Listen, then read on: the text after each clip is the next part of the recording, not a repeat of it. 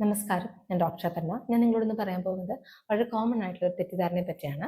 Hair cut ചെയ്ത് കഴിഞ്ഞ് കഴിഞ്ഞാൽ, പ്രത്യേകിച്ച് ബോഡിയിലുള്ള മുഖത്തുള്ള ഹെയറുകൾ കട്ട് ചെയ്ത് കഴിഞ്ഞ് കഴിഞ്ഞാൽ പിന്നെ നല്ല കട്ടിയുള്ള ഹെയർ വരുന്നത് അതൊരു തെറ്റായ ധാരണയാണ്. അങ്ങനെ വരില്ല. നമുക്ക് ഹെയർ കട്ട് ചെയ്ത് കഴിഞ്ഞ് കഴിഞ്ഞാൽ ഹെയർ നമ്മൾ സ്കിന്നിൻ്റെ അതേ ലെവലിലാണ് കട്ട് ചെയ്യുന്നതെങ്കിലും ആ ഹെയറിൻ്റെ ബാക്കി ഭാഗം ഒരു കുറ്റി പോലെ താഴെ നിൽക്കുന്നുണ്ടാവും. നമ്മളതിന് മുകളിലുള്ള ഭാഗം മാത്രമാണ് കട്ട് ചെയ്ത് കളയുന്നത്. കട്ട് ചെയ്യുന്ന ഭാഗം കുറച്ച് കട്ടിയുള്ള ഏരിയ ആയതുകൊണ്ട്, കട്ടിയുള്ള ഹെയർ ആയതുകൊണ്ട് അത് കുറച്ച് പോയിന്റി ആയിട്ട് നിൽക്കും, കുറച്ച് കട്ടിയായിട്ട് തന്നെ ആ എൻഡ് നിൽക്കും. കുറച്ച് ദിവസം കഴിഞ്ഞ് കഴിഞ്ഞാൽ ആ മുടി വളരുമ്പോൾ ആ കട്ടിയുള്ള ടിപ്പാണ് പുറത്തേക്ക് വരുന്നത്.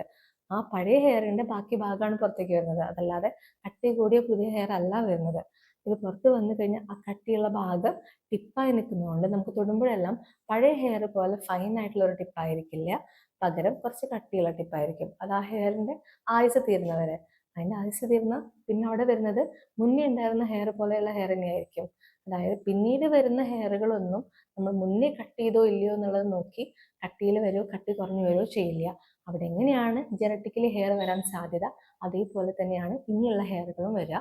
നമുക്ക് ഇമ്മീഡിയറ്റ്ലി കട്ട് ചെയ്തതിന് ശേഷം ഇങ്ങനെ തോന്നുന്നത് ഹെയറിൻ്റെ കട്ടിയുള്ള ട്രങ്ക് ഭാഗം, നടുഭാഗമാണ് പിന്നീട് വളർന്നു വരുന്നത് എന്നുള്ളത് കൊണ്ടാണ്. Thank you.